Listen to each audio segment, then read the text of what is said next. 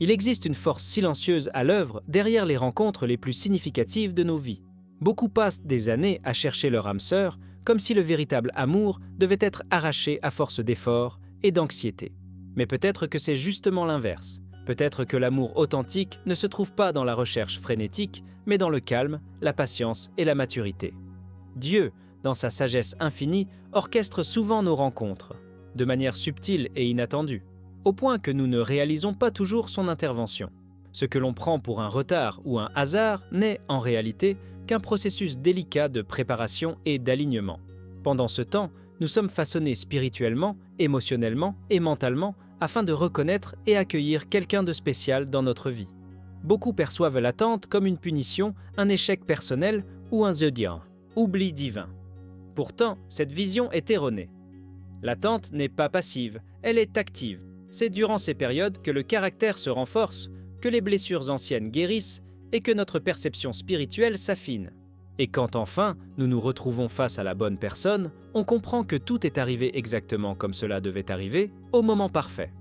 Dans cette vidéo, nous allons explorer les façons surprenantes dont Dieu vous prépare à rencontrer votre âme sœur, sans même que vous ne vous en rendiez compte. Nous allons vous montrer comment le temps, les rencontres apparemment insignifiantes et le développement personnel sont soigneusement orchestrés par quelque chose de bien plus grand. Car le véritable amour ne naît pas d'une simple attirance ou d'une compatibilité superficielle. Il prend racine et se maintient dans la profondeur, dans la paix intérieure et dans un but partagé. Le temps de Dieu. Nous vivons dans un monde pressé, un monde qui valorise les réponses rapides, les décisions immédiates et les résultats instantanés. Dans ce rythme effréné, tout ce qui prend du temps est vite perçu comme un échec. Et c'est pourquoi, lorsque l'amour n'arrive pas au moment où on l'espérait, on a l'impression que quelque chose ne va pas. En nous, dans l'univers ou chez Dieu. Mais cette urgence est une illusion créée par une société qui a oublié que les choses les plus précieuses prennent du temps à fleurir. L'âme ne suit pas la logique de l'horloge. Elle a son propre rythme. Et ce rythme n'est ni linéaire ni prévisible, il est profond. C'est le temps de la maturation intérieure, de la reconstruction silencieuse, de la préparation invisible. Ressentir qu'on est en retard dans sa vie amoureuse est une douleur bien réelle. Mais cette douleur naît souvent de la comparaison. On regarde autour de soi, on voit des amis se marier, des relations se former, des histoires se raconter. Et on croit qu'on devrait, nous aussi, être en train de vivre cela. Pourtant, chaque parcours est unique. Chaque cœur suit un rythme, qui ne peut pas être précipité. Ce qui ressemble à un retard est peut-être simplement l'espace nécessaire pour que quelque chose guérisse, se comprenne ou se transforme en vous. Il se peut que l'amour ne soit pas encore arrivé, non pas parce que vous n'en êtes pas digne, mais parce que vous êtes encore en train d'être façonné pour l'accueillir avec conscience, présence et vérité. Il n'y a pas de retard quand il s'agit du temps de l'âme. Il n'y a qu'un processus divin qui se déroule en silence, parfois inconfortable, parfois déroutant, mais toujours nécessaire. Alors que tu as l'impression que rien ne se passe, un mouvement invisible est en cours dans les coulisses de ta vie. Ce n'est pas parce que tu ne vois rien que Dieu n'agit pas. Certaines des plus grandes transformations sont silencieuses. Elles n'annoncent pas leur arrivée, ne font pas de bruit. Elles se produisent simplement, en profondeur, à l'intérieur de toi. Dieu œuvre dans les moindres détails, même ceux que tu ne comprends pas encore. Il organise des rencontres, ajuste les trajectoires, modifie les décors, éloigne ce qui distrait et rapproche ce qui guérit. Et tout cela se fait pendant que, peut-être, tu essaies simplement de survivre à une journée de plus. Mais il n'y a rien d'ordinaire dans un processus guidé par quelque chose de plus grand. Parfois, il faut traverser une phase où tout semble figé pour que, en toi, quelque chose d'essentiel puisse être reconstruit. Le silence n'est pas une absence de mouvement, c'est un espace de réalignement. Et ce qui est réaligné, ce n'est pas seulement le monde autour de toi, mais aussi la manière dont tu te relationnes avec toi-même. Souvent, la bonne personne est déjà prête, ou presque quelque part. Mais Dieu attend que toi aussi, tu sois prêt. Car une véritable rencontre ne repose pas uniquement sur deux personnes qui se croisent. Elle repose sur deux âmes qui sont prêtes à se reconnaître, à se respecter et à construire quelque chose de solide ensemble. C'est pourquoi, même quand tu as l'impression d'être immobile, Dieu positionne chaque chose avec précision. Ce qu'il prépare pour toi n'est pas un amour quelconque. C'est un amour qui demandera maturité, engagement, clarté et présence. Et ces qualités ne naissent pas en un jour. Elles se forment dans l'ombre, en silence, Là où personne ne regarde, pas même toi, rencontrer quelqu'un est facile. Le monde est rempli de rencontres. Mais être prêt à reconnaître et à soutenir ce que cette rencontre signifie, cela est rare. Car il ne suffit pas de croiser la bonne personne, il faut être la version de soi-même capable d'honorer ce moment. Beaucoup de relations échouent, non pas parce que les personnes étaient incompatibles, mais parce qu'elles se sont trouvées trop tôt. Avant d'avoir guéri leurs blessures, avant d'avoir appris à écouter, avant d'avoir développé la patience nécessaire pour accueillir les différences sans transformer l'amour en exigence. Dieu n'anticipe pas les rencontres. Il les accorde quand il y a une structure intérieure pour les accueillir. L'âme sœur n'est pas une récompense, c'est une responsabilité. Et seuls ceux qui ont renoncé à l'idéalisation, aux attentes irréalistes et au besoin de combler leurs vides intérieurs avec la présence de l'autre peuvent vraiment la reconnaître. Être prêt, c'est avoir appris à aimer sans dépendre. C'est avoir fait la paix avec son histoire, avec ses silences, avec les parties de soi qui, autrefois, faisaient peur ou honte. C'est comprendre qu'une relation authentique ne vient pas pour compléter, mais pour enrichir. Pendant que tu attends, peut-être es-tu justement en train d'apprendre cela. La différence entre désirer quelqu'un et être prêt à construire quelque chose avec cette personne. C'est cette maturité qui transforme une rencontre ordinaire en une connexion durable. Et c'est pourquoi le temps d'attente, lorsqu'il est guidé par Dieu, n'est jamais une perte. C'est un investissement. Et lorsque la rencontre aura lieu, elle ne semblera pas être un miracle tombé du ciel, mais la conséquence naturelle de tout ce qui a été travaillé en toi. Le véritable amour n'arrive pas pour te sauver.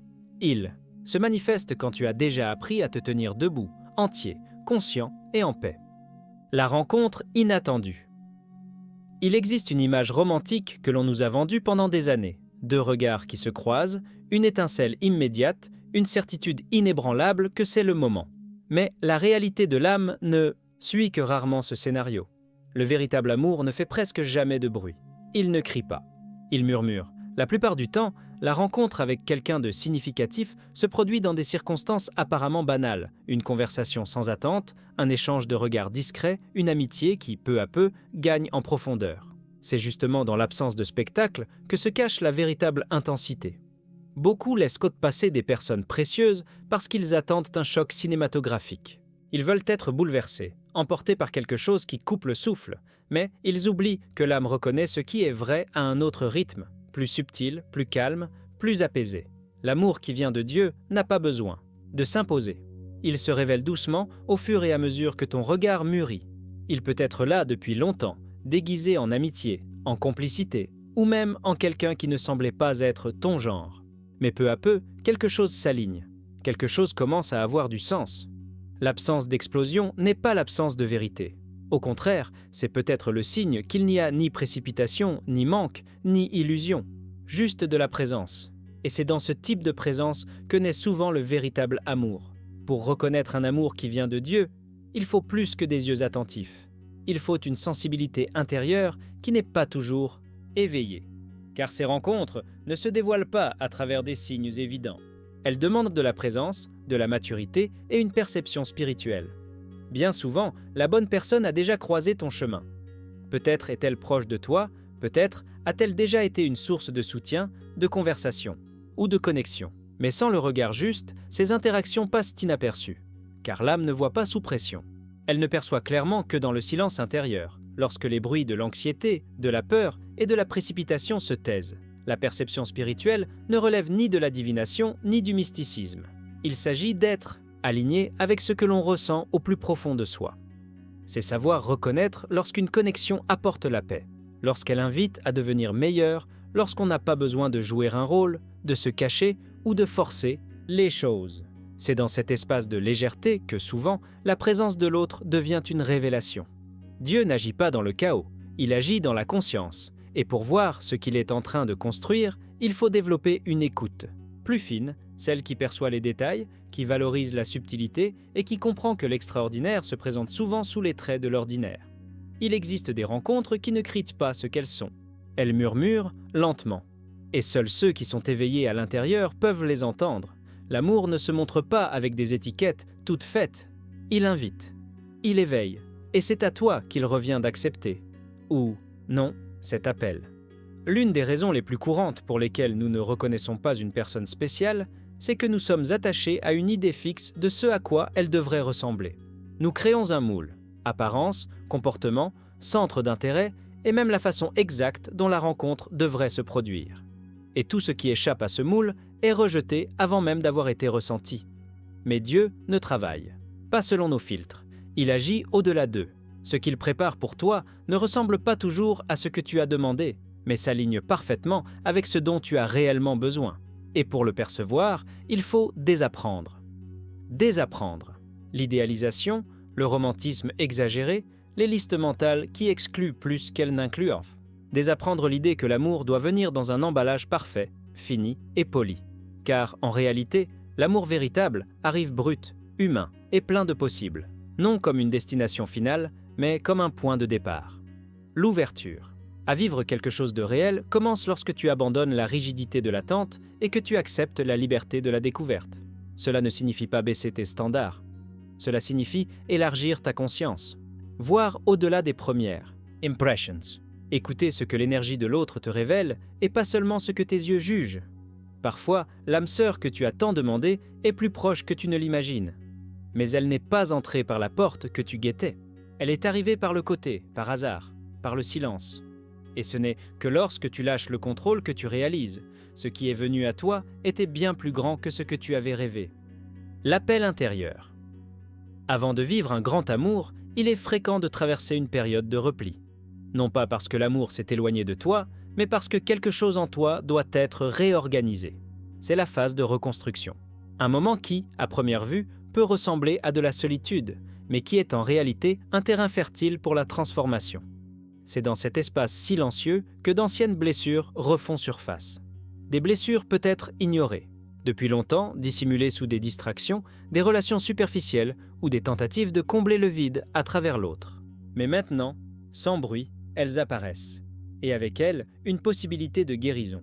Dieu ne gaspille aucune souffrance. Il transforme la douleur en conscience, la perte en clarté et le silence en sagesse. Et lorsque tu autorises cette reconstruction à se produire, quelque chose commence à changer. Non pas à l'extérieur, mais à l'intérieur. Tu ressens moins le besoin de validation, tu dépends moins de la présence de l'autre pour te sentir complet. La phase de reconstruction est exigeante. Elle demande du courage pour se regarder avec honnêteté, pour reconnaître des schémas qui ne servent plus, des récits à réécrire et des versions de soi façonnées par la peur. Mais c'est aussi une phase libératrice, car en te reconstruisant, tu cesses de chercher l'amour comme une forme de salut et tu commences à te préparer à le vivre comme un véritable partenariat. C'est à ce moment que tu deviens entier. Et ce n'est que dans cette complétude que l'amour véritable peut trouver l'espace pour s'épanouir. Non plus comme une fuite, mais comme un choix conscient. Non plus comme un manque déguisé, mais comme une rencontre d'âmes qui se reconnaissent parce qu'elles ont d'abord appris à se reconnaître seules. Après le silence de la reconstruction, quelque chose commence à émerger avec plus de force, la reconnaissance de sa propre valeur. C'est à ce moment que tu comprends que tu ne cherches plus quelqu'un pour te compléter, mais quelqu'un pour marcher à tes côtés, sans précipitation, sans déséquilibre, sans dépendance. S'aligner avec sa propre valeur n'est pas un acte d'ego. C'est un retour à l'essentiel. C'est comprendre que le véritable amour ne naît pas du manque, mais de la présence. Et cette présence commence en toi. Quand tu sais qui tu es, les limites deviennent naturelles, les choix plus conscients et les relations plus saines. Souvent, c'est à cet instant que Dieu te montre tout ce que tu tolérais sans le mériter. Tout ce que tu confondais, l'affection avec l'attachement, l'attention avec la validation, l'intensité avec la véritable connexion. Et peu à peu, tu cesses d'accepter le minimum. Tu arrêtes de te rapetisser pour rentrer dans un moule. Et tu commences à te positionner, non pas avec agressivité, mais avec vérité. Cet alignement intérieur change tout. Il éloigne ce qui ne résonne plus avec ton énergie. Et en même temps, il attire ce qui est en harmonie avec ta nouvelle fréquence. Tu ne cherches plus des relations fondées sur le manque. Tu te connectes à des personnes qui respectent ta lumière et aussi tes limites. Reconnaître sa propre valeur est l'une des façons les plus silencieuses de se protéger. Quand tu sais qui tu es, tu ne mendies pas l'amour. Tu ne te sabotes pas pour être accepté et tu ne t'adaptes plus à des situations qui te blessent. Cet alignement te rend entier. Et seule une personne entière est capable d'aimer sainement, sans se perdre dans l'autre, sans s'abandonner en chemin. Lorsque tu t'alignes avec qui tu es, quelque chose d'encore plus subtil commence à se produire, L'amour cesse d'être une simple expérience émotionnelle pour devenir une expérience spirituelle. Une rencontre qui ne repose pas seulement sur la compatibilité, mais sur un but commun. Dieu n'unit pas les personnes simplement pour qu'elles se tiennent compagnie. Il fait se croiser les chemins lorsqu'une mission peut être amplifiée par la présence de l'autre. Et ce type de rencontre est rare, car il exige une maturité suffisante pour reconnaître que la relation n'est pas une fin en soi, mais un pont vers quelque chose de plus grand. Cet alignement spirituel n'a rien à voir avec la religion, mais avec une résonance intérieure. C'est lorsque deux êtres sentent, même dans le silence, qu'il y a quelque chose dans l'air qui ne s'explique pas. Un sentiment de paix, de cohérence, de légèreté. Comme si tout ce qui a été vécu auparavant avait préparé le terrain pour cet instant. Dans cette connexion, les deux grandissent, non seulement ensemble, mais grâce à l'autre. Il y a du soutien, mais aussi de l'élan. Il y a de l'accueil, mais aussi du mouvement. Et tout cela se fait sans que personne n'ait besoin de renoncer à soi-même pour garder l'autre près de soi. Car le véritable amour n'exige jamais de sacrifier son identité. Il l'amplifie. Quand la rencontre est guidée par quelque chose de plus grand, elle porte en elle un sens profond de direction. Cela ne signifie pas l'absence de défis, mais la présence d'un but. Un but qui se révèle dans les petites décisions, dans les rêves partagés, dans les causes qui résonnent en chacun. Un amour qui ne se replie pas sur lui-même, mais qui rayonne, à travers l'exemple, la présence et la transformation mutuelle. C'est cela, l'essence d'une relation née de l'esprit. Elle ne se limite pas à deux corps qui s'attirent. Elle naît de deux âmes qui se reconnaissent, et qui, ensemble, avancent en honorant ce qu'il y a de plus sacré, la mission qu'elles portent et qu'elles peuvent désormais partager. L'amour qui vient de Dieu ne se précipite pas, ne s'impose pas et ne naît pas dans le chaos. Il se construit dans le silence, s'épanouit dans l'invisible et se manifeste lorsque l'âme est prête. C'est pourquoi chaque étape de don de désir Dieu, l'attente a un sens, le retard apparent, les rencontres discrètes, le plongeon intérieur, tout fait partie d'un plan que tu apprends encore à percevoir. Il ne s'agit pas d'attendre quelqu'un de parfait, mais de devenir quelqu'un d'authentique. Quelqu'un qui n'a pas besoin d'une relation pour se sentir entier, mais qui, en se complétant, reconnaît chez l'autre un miroir de son propre but. Quand cette rencontre aura lieu, elle ne ressemblera pas à un miracle soudain, mais au fruit naturel d'un processus sacré. Et tu le sauras, pas à cause de l'intensité, mais à cause de la paix. Car là où il y a un alignement entre les âmes, il y a aussi cette certitude silencieuse qu'une force supérieure guide le chemin.